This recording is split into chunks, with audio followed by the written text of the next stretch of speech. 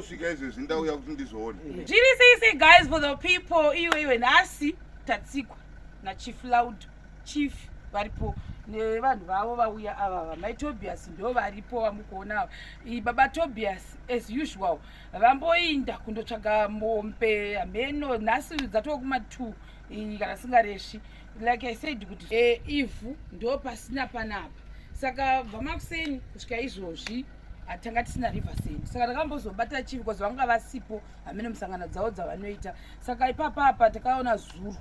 vachibva kwavaibva kwacho tikavaudza kuti kumunombosvika mumboona challenge yatinayo paproject kuitira kuti mutibatsire bhozi inini manje ndakazvimiririra ndakusvika pakunyara ndosvika pakugomberwawo sachiuyaiwo muite chip in Chief bhozi program dzavo dzatiri kuitawo zvakare saka Chief ndo varapa makadi mhuri yeZimbabwe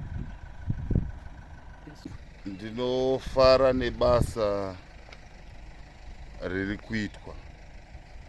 ndinonzwa manyemwe zvikuru kana paine vanhu vanotarira vanhu vakaita sevakadai zvinondinakidza so tiri pano pamusha paTobias pakanga pane dzimba dzakaita sedzodzo idzo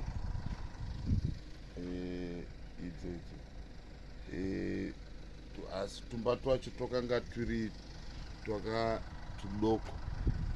saka muprojekti yatakatanga yeGood Hope Disability Trust takawanawo shamwari yedu ikatanga kuvaka zvinhu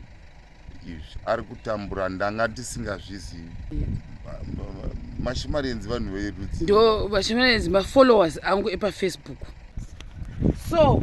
ndiri kuda kuzama kuti ndinyatsovaudza kuti mashemarians ndo vari kuita maprojects avo bhozi vanofunga pakuindini nguva dzose mashemarians mafollowers angu esocial media Facebook, YouTube, Instagram ndo vanhu vandinoshandidzana navo since ndisiri dhona saka in partnership navo mafollowers edu tisu takabva tauya kuno tiri kazonge takuita futi program dzani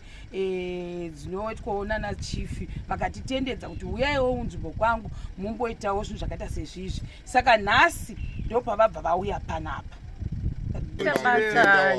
Chireya vauya kuno kuona imba yangu mambo Chireya vanhu ava vana mabarwe ekurya handidhiritini Tobias neungatenda notsvaka ufu tachokwadi pamberi pamwari ndinatotera mota ndivezokona handimbodhiriti apa